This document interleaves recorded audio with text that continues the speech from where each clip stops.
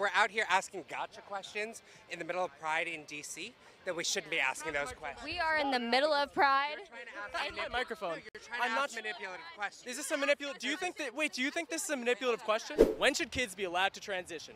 We're at DC Pride to go figure it out. What do you guys think is the appropriate age for kids to transition? The beginning of adolescence. Like 13 or mid-teens, like high school or something. 14 is fine for like taking like hormones. In terms of taking like medical substances, I would have a tough time prior to high school, so maybe that's like 15-ish. 13-ish would be a good number, specifically because that's around like the time that a lot of kids are kind of figuring that stuff out for themselves. By the time you turn 15 or so, then yes, as long as your parents are willing to do it. Do you guys have maybe an age range for when someone should be allowed to have a surgery? 18 or older, maybe. I'd also say, I think 18. Once they turn, 18. The child should be 18, so that way they know what they're doing. 18 is kind of when you become an adult. And I feel like that's kind of the age that, if that's what you want to do, you should be able to make that choice. At 18, they would know who they are better than if they're younger than 18. These people are completely delusional, completely deranged, and completely degenerate is the only words I have for them. Some of them said adolescents, so as soon as they turn into teenagers, they should be able to take go on to hormone. Children at that age do not even have a clue what they're doing. Talk about even 18-year-old. Even 18-year-olds, by the time you're 18 and between 18 and 25, 26, your mindset will change a lot. And these people are advocating for them to be taking hormones at that age. This just goes to show you the level of degeneracy that's in the West. And I'll continue to repeat it, but these people are people who will vote for the leaders of countries. I would say 15, 16, like, is a good age when you kind of start to get to the point where you know yourself, you know your body. I want to best understand how to support in non-medical ways first, and then learn how to support in more medical ways when I feel like they're approaching adulthood. So you're saying before any kind of permanent surgery or hormone therapy is done at that age, then you can kind of figure out if we're going to go through the surgery, is that right? Yes, supporting them can exist without medical therapy. Gender expression involves a lot of things that aren't just surgery or hormonal treatment. You could dress in a way that's not like what your gender assignment typically dresses as, and I think that's appropriate from any age. Social transition can start from anywhere from age 6. Social transition doesn't have any type of physical quandaries. Do you think that kids should be allowed to transition? Absolutely. Even when they're like 2, 3 years old? I don't think 2 or 3-year-olds understand what that is. 2 or 3-year-olds don't really understand what a ball is, so. Do you guys also have an age for maybe when hormone blockers would be permissible? Any age, really. Those can be stopped at any time. For hormone blockers, again, that's nothing that doesn't really have any negative effects. Blockers, right? There's no real negative impact of them, right? Because it just delays stuff. It doesn't like permanently prevent anything. Both of y'all said that hormone blockers don't have any negative impacts. I've heard otherwise. With any medication, there's some side effects, right? Like with Tylenol, there's side effects, right? But like you still give Tylenol to kids. There's some potential side effects with any medication, but it shouldn't prevent if somebody really wants that, because that stuff is like life-saving. And so people should still have access to that. Gender-affirming care for young people has to do with, puberty blockers and all those kinds of things, which are incredibly reversible. They don't necessarily mean, I'm going to chop your penis off. If you allow them to go through puberty, their voice is going to drop and all those kinds of things, and that allows them to not be cis-passing, which can be detrimental to their safety. Puberty blockers are completely reversible. I'm not a doctor, obviously. I've heard that they're not reversible, that it does cause serious and permanent changes.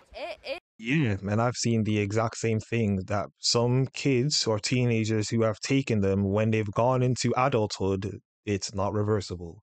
The voice still stays deep. If a girl has taken it, her voice still stays at around the level it was when she did go into it. So these people are talking absolute nonsense. And as I said, they're all uninformed, but yet they're making permanent decisions and enforcing policies into the world where people are going to be taking those permanent policies that they're advocating for. Before we get back into the video, subscribe to the YouTube channel, like the video if you enjoy what you see. Follow me on Instagram and Twitter at YinkaThatGuy.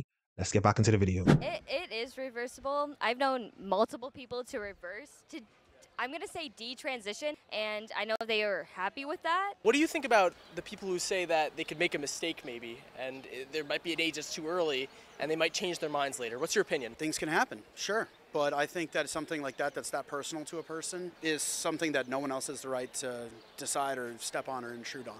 If it is a mistake for some people, they can, either detransition or go through that in their life later on, but it's not up to anybody else to say, no, you just can't do this. What's your response to people who think that, again, that you can make a mistake? Maybe you feel a certain way at a certain time, you get a little older and you realize, maybe that's not what I want for myself. Maybe I am a straight person or I'm not transgender. What do you think about that?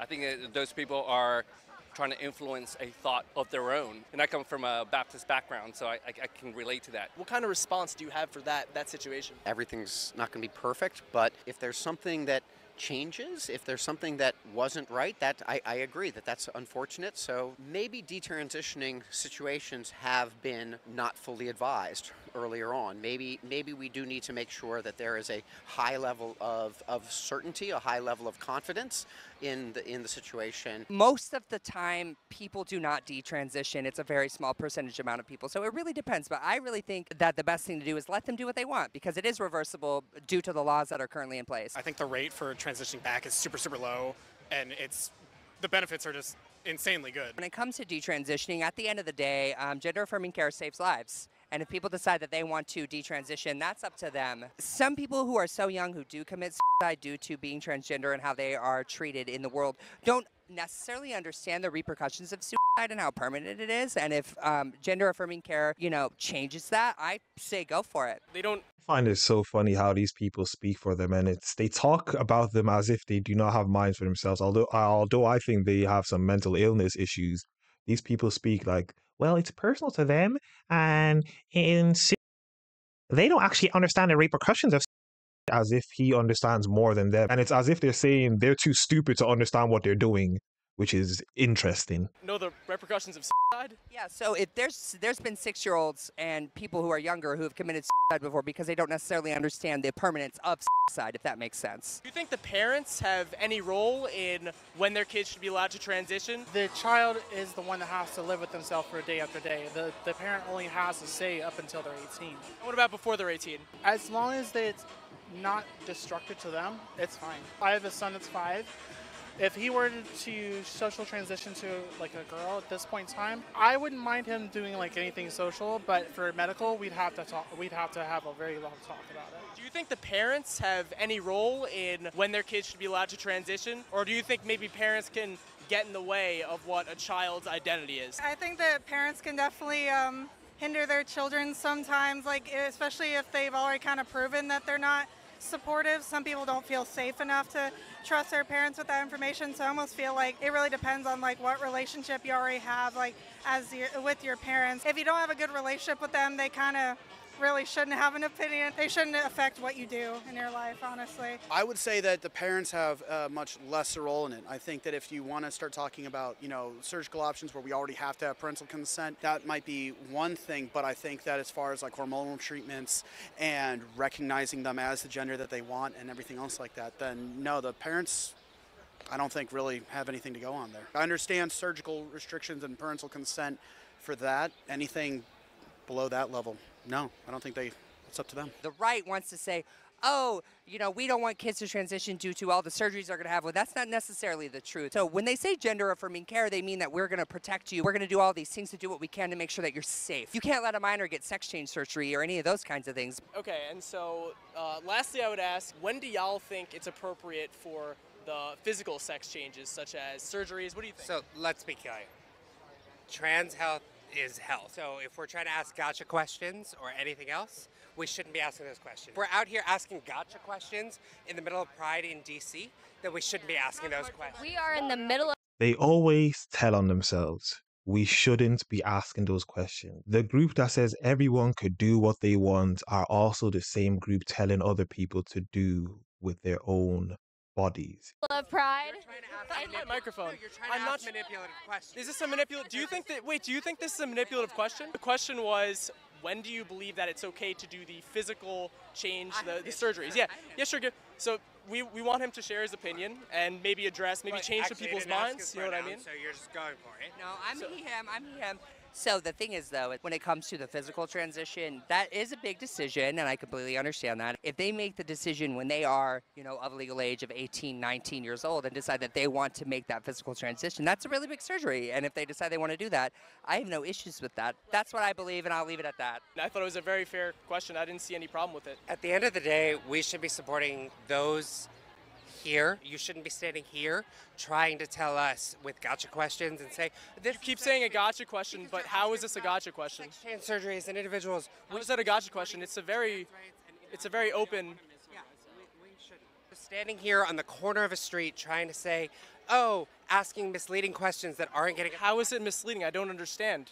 It was a very open, transparent question. It's the usual with the liberals. They do the same thing. It's the same thing. They talk about love, but they're the most hateful people. They talk about people should have choice and everyone should have choice with their own bodies and they should be able to do what they want. But then they tell you what you can and you can't do. It's a very hypocritical group is all I have to say. But anyway, that was another video, another reaction. As I usually say, if you guys enjoyed the video, like the video as much as possible.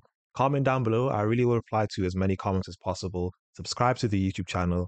Follow me on Twitter and Instagram at YinkaThatGuy. I've been testing out this new Twitter and this new border around my head, as you guys can probably see. Let me know what you guys think of that as well. If I should remove or just keep it in if it looks better, let me know in the comment section as well. I'm out.